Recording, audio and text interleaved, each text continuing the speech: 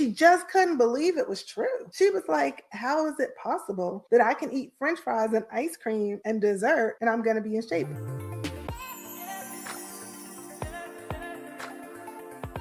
Hello, everyone. My name is Anita Luanga. I have Concita Thomas here with me. I'm so excited about this episode. We are going to talk about fitness and nutrition, all things fitness and nutrition.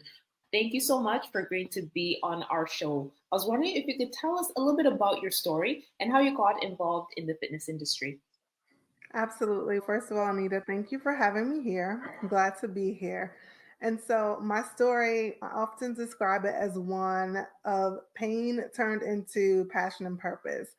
And so, formally, prior to entering the fitness industry, I was a practicing mechanical engineer, specifically in the automotive industry. My formal schooling, in terms of my college and grad school, all of my degrees are engineering, and my minor was biomechanics. So I didn't really set out to change people's lives in this way, but we did experience a plot twist, and here we are. When I went off to university to study, I gained the freshman 15.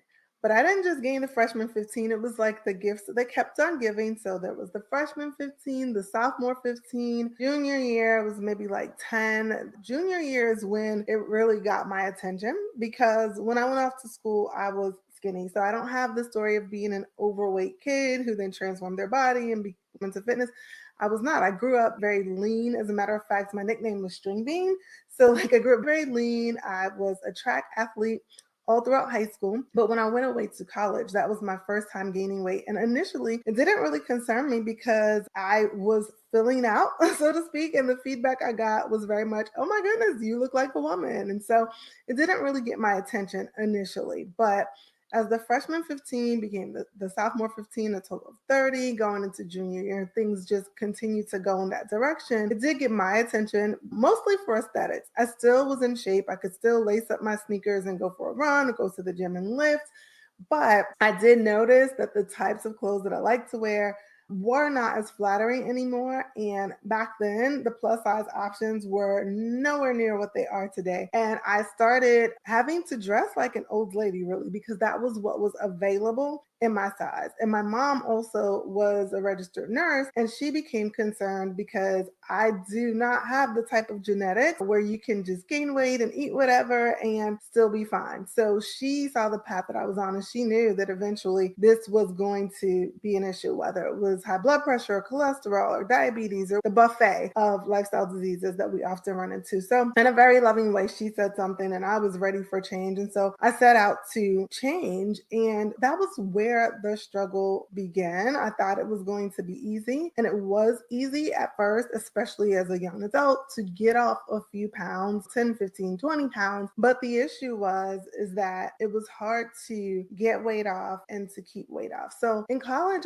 I cycled back and forth quite a lot. I never lost that initial weight. As a matter of fact, when I graduated, I look back on my graduation pictures and like my face was quite puffy, and you could just see that I was not well. Never got to the point where I had any diagnosed disease or even got close to it, but the signs were there that this was not going to be okay. And to be quite honest, I still wasn't so worried because I just thought, I'm graduating, I'm an engineer, I have a great job, I'll be able to afford a trainer, and I'll just work on the post-graduation. This will be no big deal. People lose weight all the time. As a matter of fact, I had successfully lost a couple pounds, so I still didn't see it as a really huge obstacle to overcome. Was there some emotional turmoil? Yes, but was I like scared out of my mind? Absolutely not. Until I graduated college and I started hiring trainers and working out with trainers and working out and just being really diligent with my workout and getting stronger, fitter, faster, and not really necessarily losing weight. And actually, my first certification was an attempt to figure out how to solve my own problem, because I thought to myself, at this point, I'm an engineer, I have a degree, I've graduated from an Ivy League university. Like, how hard can this be? I'm gonna go ahead and get certified myself and solve my own problem. So that was my DIY mindset. Like, I can figure this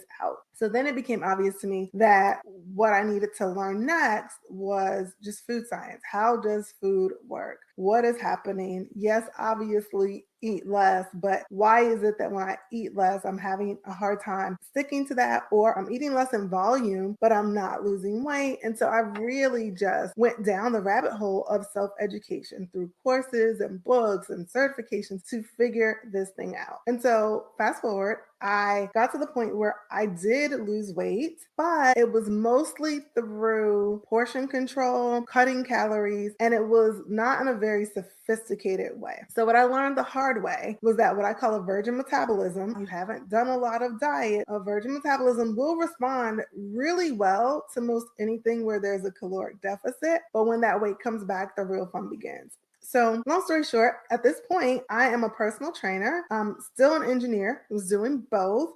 And I had successfully lost weight. So it was like, oh my gosh, I understand why these trainers are not able to help people. It's not just exercise. I want to be in this industry too and help women like me. But little did I know that was just the beginning of my story. And what we can get into more of what happened next after, but it's been quite a ride.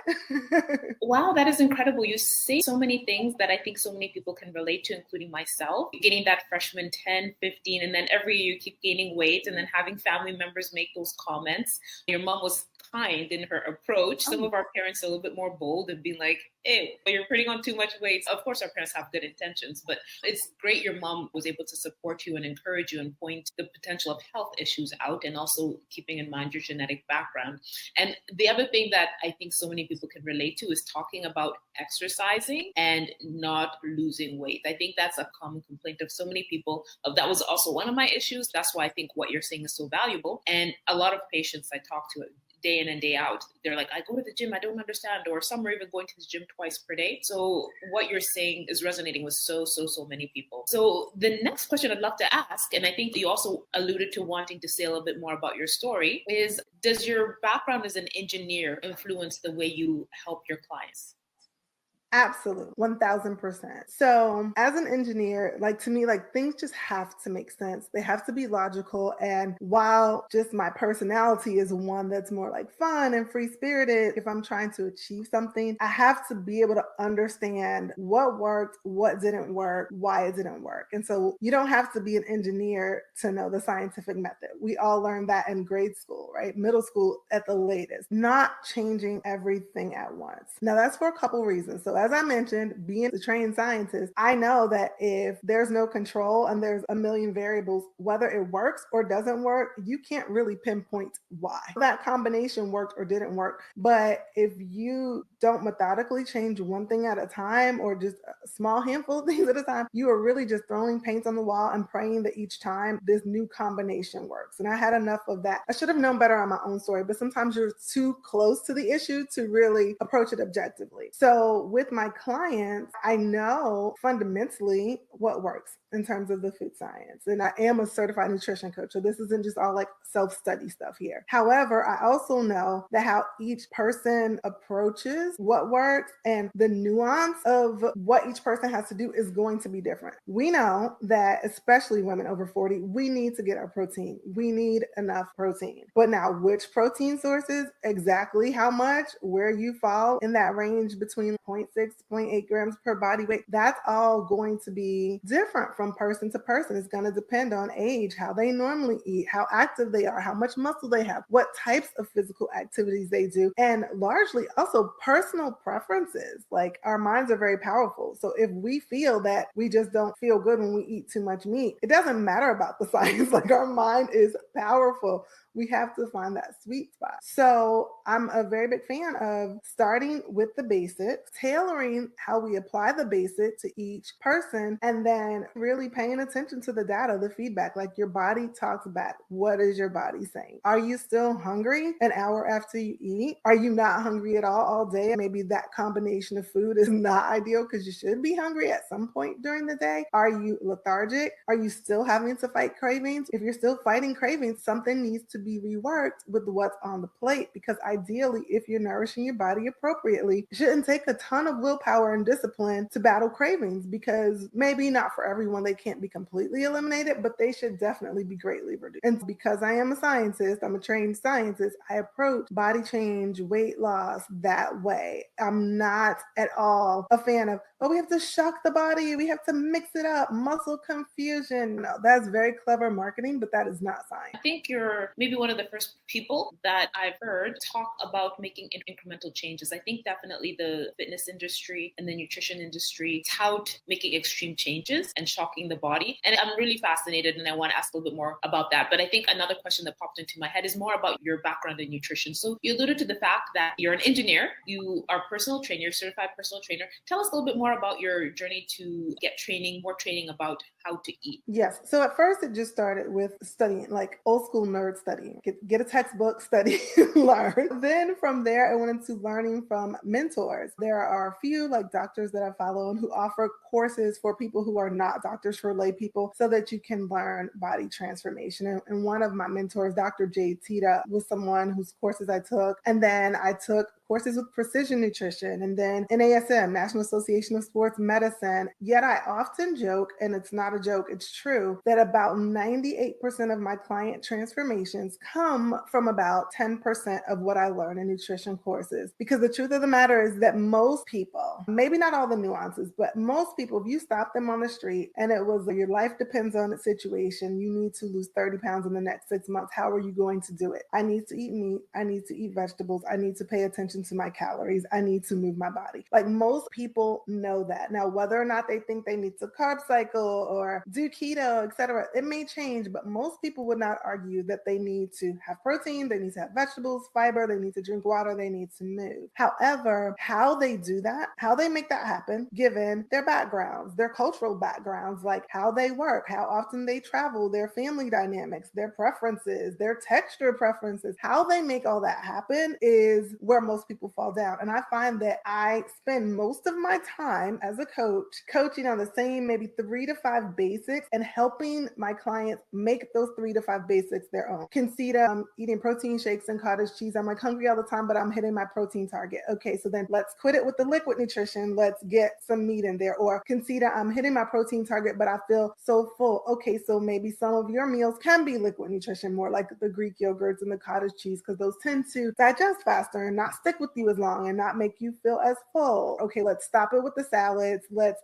eat vegetables that are higher fiber for lower volume, or I'm hungry all the time, I can never get enough. So it's the handful of principles that are true across the board, but helping people understand when they fall down or when they're having a hard time applying them, what they need to do practically, not just numbers, not just macros, not just, oh, protein, veggies, like which ones specifically, what were you eating, what happened, how long did you stay full, was the meal satisfying? Okay, so maybe for you, brown rice is not it. Let's try some white rice and see if you feel more satisfied, because the truth of the matter is, if you do, and that stops you from eating a pantry full of Cheez-Its later, then white rice is better for you than brown rice, despite what the textbook says. I call it common sense nutrition, but it's based in science and covered with common sense and a methodical approach. Yeah, absolutely. I can hear that everything you're saying is so methodical and so tailored to the individual. I really like how you get feedback from them about, okay, you're feeling too full or you're not feeling full enough. So I really believe that your program is tailored to each individual.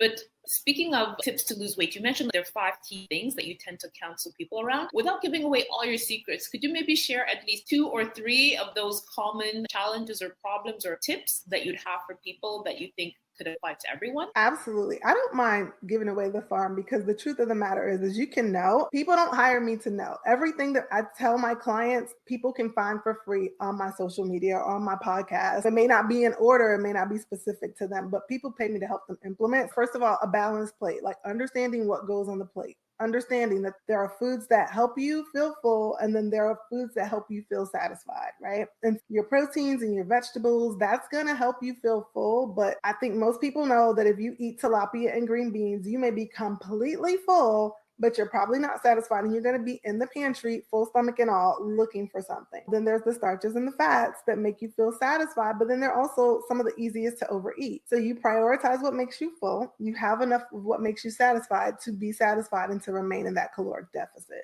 So that's really the crux of it. So getting your protein and getting your fiber, and then finding your sweet spot with what makes you satisfied, and having enough of that to be satisfied without eliminating the caloric deficit. And that's really the work. But how you get it done is very individual. Yes, absolutely. And I think I love how you made it so simple, but at the same time, very nuanced. because it is nuanced to eat the good stuff and then allow yourself to have some of the foods that make you satisfied without overeating. I think that can be a challenge for many people, but I think that's extremely useful. When we first met, you mentioned that you were involved in fitness competitions. There's so many things I want to hear about you, but like I'm very intrigued by that. Yes. Okay. And so that was the part, the more of my story that I said I would get to later because I thought you would probably ask me about that. So I mentioned that I lost weight. I figured out that it was the food, not just the fitness, mostly the food. Actually started working part-time in a gym as a personal trainer. And I thought I had it figured out. And I looked like a success story until I started struggling. It's so simple. It's so distilled,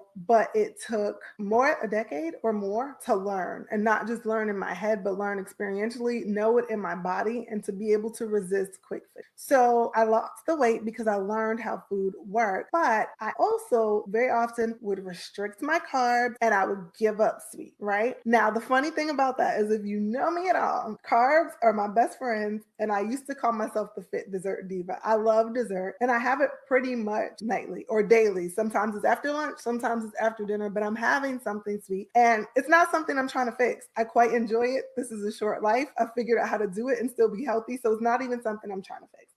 But back then, I did not know how. So what started to happen is when I would start to reintroduce more carbs because I didn't need to lose any more weight, or I felt, okay, I've got a six pack. Like certainly I can have some dessert. That moderation part, I didn't have it. Like I knew how to abstain. I knew how to eat whatever I wanted. And I knew about the concepts of moderation, but I didn't have any frameworks or strategies to help me pull it off. I tried things like, oh, have a cheat meal, but that didn't stick for me because it didn't really allow me to live life. And so that's when I started the lose 25, 30 pounds, gain 25, 30 pounds, lose 25, 30 pounds, gain 25, 30 pounds. And that was driving me bonkers. At this point now, I've entered the arena as a fitness professional, right? And so you don't want to be doing that. And my clients didn't seem to notice or care because I was helping them. But again, I personally was struggling. So I got challenged by a coworker and it was right. I was ripe for the picking. He challenged me to a fitness competition. He said, oh, you've got to go to the next level. I accepted his challenge, but looking back, I don't know if I knew it then. I don't know if it was conscious then, but looking back, if I get ripped to shreds, stage ready, if I look like an anatomy chart, certainly that's got to be enough wiggle room that when I started introducing carbs and eat dessert, I can finally have this freedom that I was searching for all along. Because what I realized is I had traded one type of restriction for another. So I mentioned how gaining the weight was restricting like the types of clothes I can wear, etc. Right? Definitely what I could wear. But now I looked amazing, but I was I couldn't eat. So I'm going to parties and social events. I look great, but I can't really enjoy it because I'm having conversations with myself like cookies. Oh no, they're passing the potatoes again. It was crazy. It was a personal prison. And so I thought that by doing this fitness competitions, that getting in that type of shape, certainly going to the next level, I would not struggle anymore. And I could not have been more wrong because that exacerbated the problem, because at least the way I was trained back then, I got to practice my all or nothing approach on steroids. Not me taking steroids, but like it was an even more extreme version of all or nothing. So I got into amazing, crazy shape. I competed. I qualified on the national level with NPC. And when it was all said and done, I struggled, gained 30 pounds in 4 weeks after the show was over, eating mostly how I had eaten before. And I wish I could say that was enough. That was the turning point, but no, it wasn't. I competed a few more times over the years. And it wasn't until I became pregnant with my first child that I was like, okay, something has got to change. It was definitely troublesome when I had a husband and I'm putting him through this crazy. He surprises me on a date night and I'm not happy because they don't have my food and it's not cheat day and I can't eat what I want to eat. It was crazy. It was pure insanity. But I know someone here can relate because you don't have to go and do a fitness competition to live this way. And I just knew that there is no way I could work, be married, and now also be a mom and be doing this. And so pregnancy changed the game for me. I was like, okay, the pressure's off. No one expects me to have a six pack. No one expects me to look like a fitness model at this point. I'm growing a life. And so I am going to go back to the basics. I'm going to do what's working for my clients, what I'm helping them do. And I'm going to clearly gain weight. I'm pregnant. And when this pregnancy is over, like, we'll just see what happens. I was dedicated to staying in shape. I was not going to let myself go. I exercised my whole pregnancy, but that was when I had to break to not be so weight focused and to just be focused on doing the basics over a long period of time. And funny enough, even though I did gain about 60, 65 pounds during pregnancy, somewhere around that, it was the reset my body needed, because that was 9 months of no longer underfeeding myself. I was still working out. I wasn't just sitting on the couch eating bonbons. And so much like how someone diets for way too long, they have to spend time at maintenance, even if that means not losing weight. That was literally what I did through pregnancy. And so when the pregnancy was over, it was crazy because I did not give up sweets. I did not give up dessert. I did not restrict my carbs. I stuck to the principles that I teach today, and the weight was falling off. I did gain some of that weight back because I had just gotten so, like, the weight just came off, and it stayed off for years until I got pregnant again. I had my second child. We did it all over again. The weight came off again, because at this point now, I'm years in the game of just continuing to lift weights, to exercise, to feed my body well, to understand that if I want to lose some weight, a caloric deficit doesn't have to look like slashing 1,000 calories a day. I can literally 300, 400 calories, which is so easy to do, just trim some of that, like maybe eat fewer sauces, eat less cheese, chill on the peanut butter, and that's enough for a deficit. And so now losing weight specifically without giving up carbs or sweets, that is why my clients come to me. Losing it, keeping it off without giving up carbs or sweets. That is my thing now. I'm on a mission. I'm like, you want to lose weight? Oh, you think you have to do keto? Oh no, come over here. Come here. I'm going to show you something, because you don't. Trust me. Wow, you said so many interesting things, and I have so many questions that are not necessarily questions we had discussed before, but that came to me, or one question is about being in the fitness industry. I've heard a lot of people, I think about two or three, and I did kinesiology as my undergrad, and I remember one of the students I worked with mentioning that she was in the fitness industry and she ruined her metabolism, or so she thought she ruined her metabolism because of extreme dieting and gaining weight, losing weight. Do you think that rapid change in weight is something that's common in people that participate in fitness competitions? Please tell me a little bit more about that and your thoughts and how you think it impacts the body. Yes, it is the secret of fitness competitors. Nobody wants to be seen off season. People, obviously, they diet down for show season. They diet down if they need to make appearances, but off season, people are in hiding. Now, granted, oftentimes you do gain weight on purpose because you'll bulk. You go through bulking and cutting, right? So you'll put on muscle. So you have to be in a caloric surplus and you're gonna be thicker. But quite often, girls are not necessarily bulking. They're just gaining weight. And I can think of several ladies that I know personally, but some that I don't know. I know people that know them who eventually get really unwell, if you will, because when their body stops responding, instead of taking the time out that pregnancy put me in, they force it. They find other tools and other methods to continue the cycle. And so some of them end up in very unhealthy places. So yeah, it's common. And no, it's not good to gain 30 pounds in 4 weeks. And I don't know that everybody does that. That was my first ever show. I did not really know what I was doing in terms of coming off of the show diet, but I know competitors who do have that experience, and they're many years into competing. So it's not just, oh, it was a first timer thing. It's quite common, but it's a secret. People don't talk about it. They go from parading around in leggings and sports bra to leggings and like big oversized sweatshirts. So it's one of those things, if you don't, it could be easy to miss.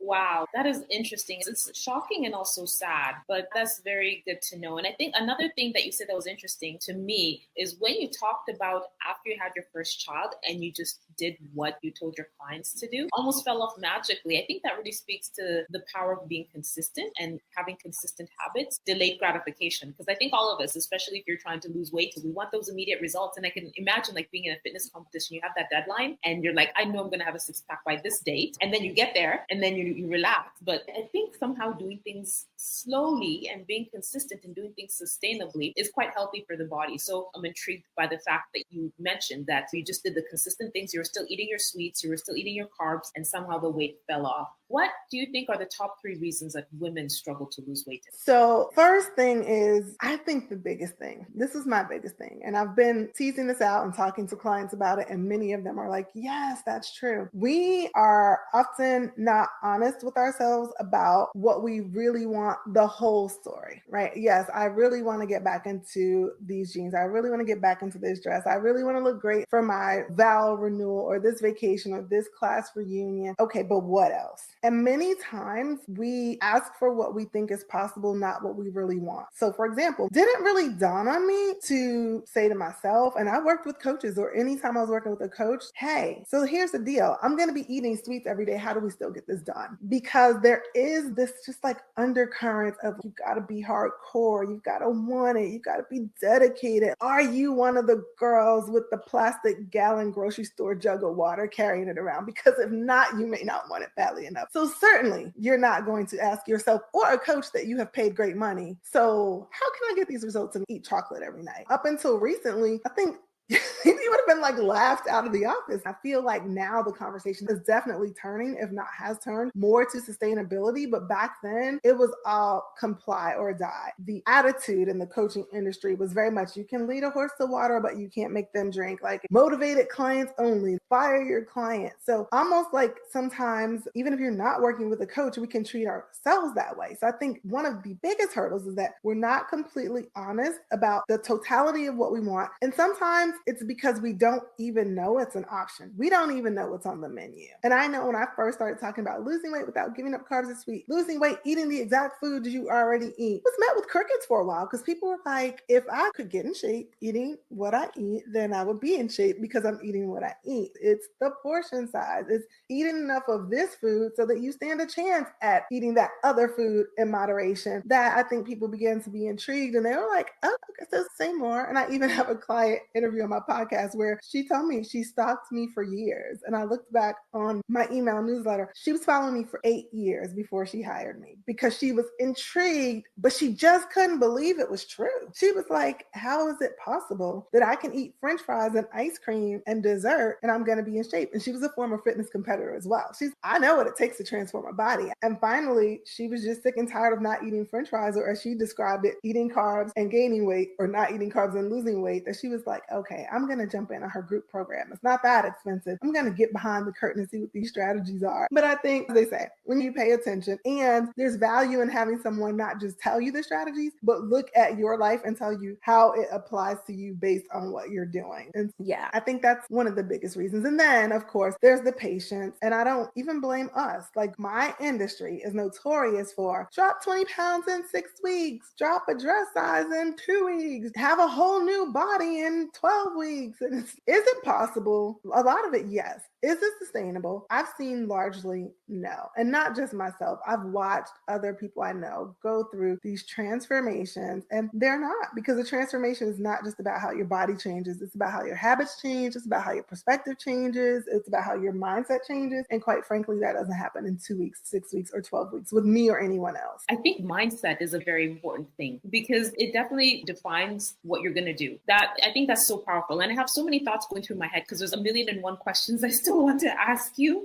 So with that in mind, I think I'd love to have you back on the show if you're available, because I have too many questions I want to ask. Everything you're saying is informative, so rich and so valuable. And I've been struggling to not cut you off and be like, but what about this? I want to have you back on because I have too many other questions. But in order to respect your time, we're probably going to cut it off here, but we're going to invite you back again. But in terms of our audience, I'm sure there's so many people that want to reach out to you, that want to learn more about you. Where can people find you and how can they reach out to you in order to work with you? Yes. So on social media, I am just my name, Concita Thomas, everywhere. Facebook, Instagram, and now even Threads. I've taken a liking to Threads. That's where we connect. So they can find me in any of those 3 places. In terms of reaching out to me, my email address is just info@concitatomas.com. My website is concitatomas.com. Does need to be updated. It still has a lot of remnants from when I did mostly personal training, but you can contact me through there as well. And in terms of reaching out, I am very active on social media. So if you DM me, I will see it and I will respond. And if you DM me and we're not connected, feel free to just comment under one of my posts, check your DMs, because if we're not connected, a lot of times Facebook or Instagram will send those DMs to like another folder, request, etc. And sometimes I miss that I have messages in there. And so I may see it like weeks later. But if you reach out to me in the DMs and you want me to know, just check your DMs, just comment on any of my posts and I'll see it. That is awesome. Thank you again for being on the show and sharing so much information with us.